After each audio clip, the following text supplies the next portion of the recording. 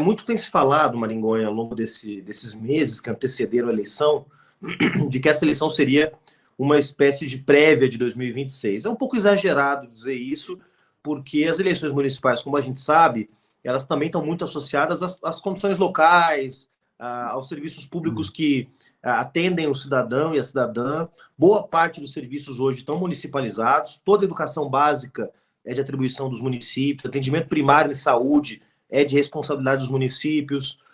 Então, boa parte da chamada zeladoria das cidades também. Então, são muitas as atribuições hoje dos prefeitos e das prefeitas que acabam chamando a atenção mais para a cidade, né?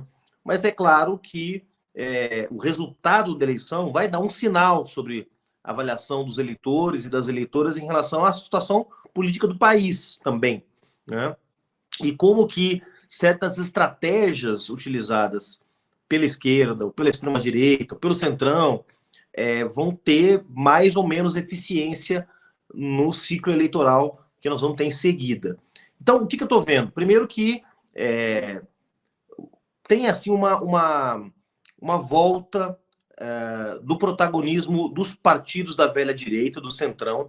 Né? Esses partidos são os favoritos na maior parte das capitais, MDB, PSD, perdão, MDB, PSD, União Brasil, os partidos mais tradicionais, o PP do Arthur Lira, são os partidos hoje que lideram na maioria das capitais.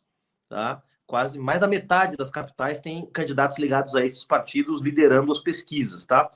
Depois você tem a extrema-direita e a esquerda disputando o protagonismo num segundo pilotão bem distante dos candidatos e candidatas do centrão. Então, essa é uma eleição que, aparentemente, se os números se confirmarem, vai trazer, em termos quantitativos, uma grande vitória do centrão nas capitais, mas principalmente nos interiores, onde ele já tem um domínio histórico, né? Desde a redemocratização, desde a formação desse sistema eleitoral que a gente conhece, com dezenas de partidos, o centrão sempre foi o que teve mais força nos interiores. A esquerda nunca teve maioria nos interiores do país, e nem nas capitais, é verdade.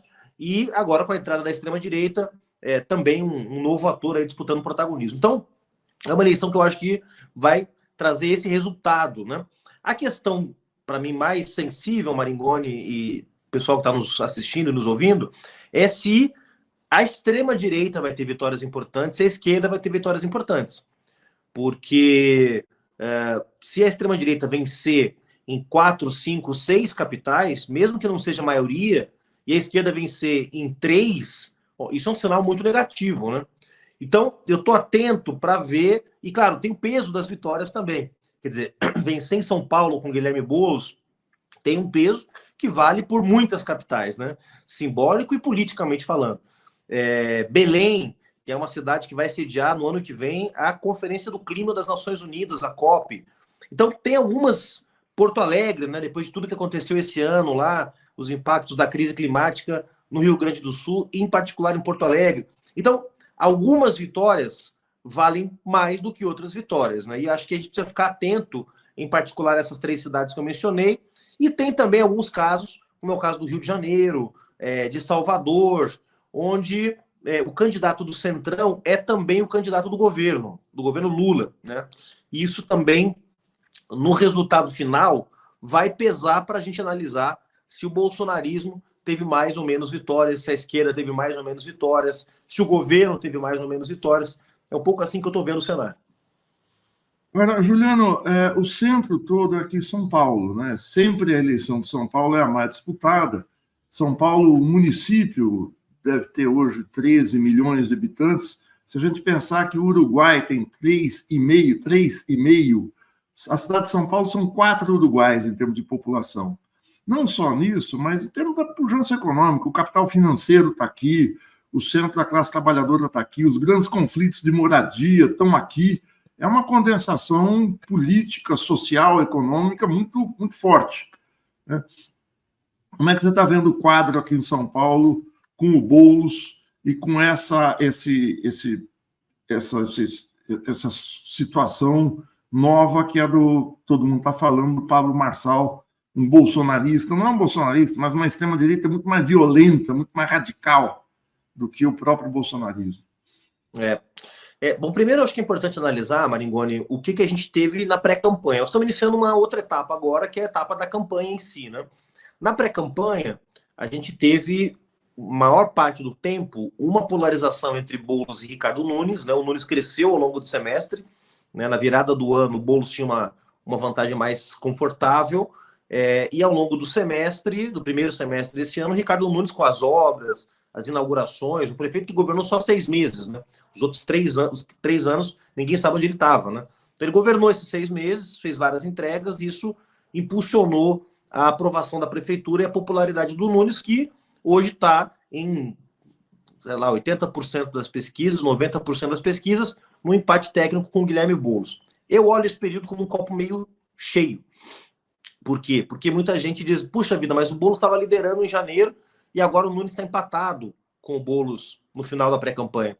Mas, gente, essa pré-campanha, imaginem que o prefeito estava todos os dias no SPTV inaugurando alguma obra.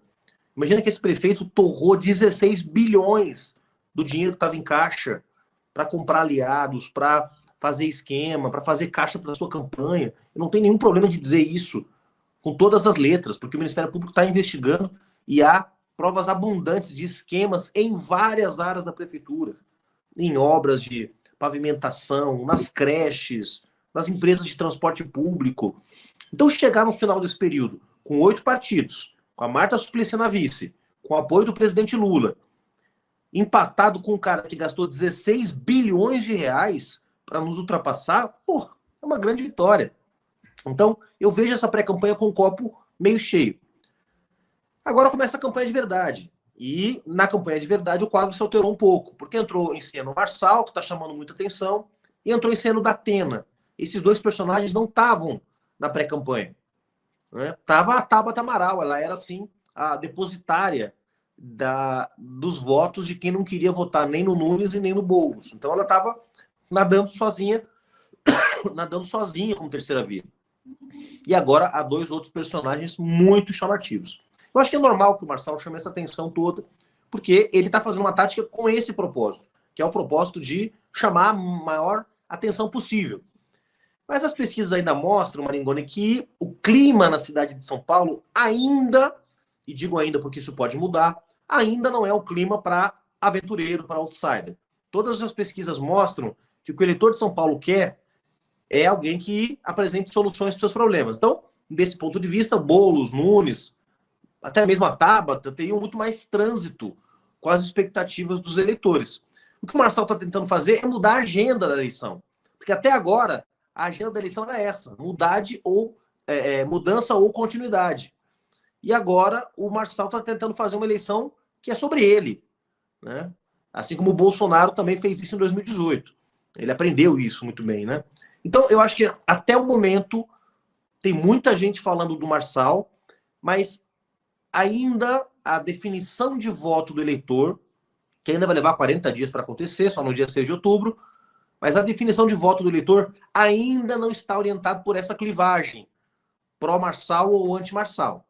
Por enquanto, ainda é sobre a cidade de São Paulo, ainda é sobre o projeto de governo, ainda é sobre o jeito de governar, se é mudança, se é continuidade, se é isso, se é aquilo. Ainda não é sobre o Marçal, mas ele está lutando para que seja.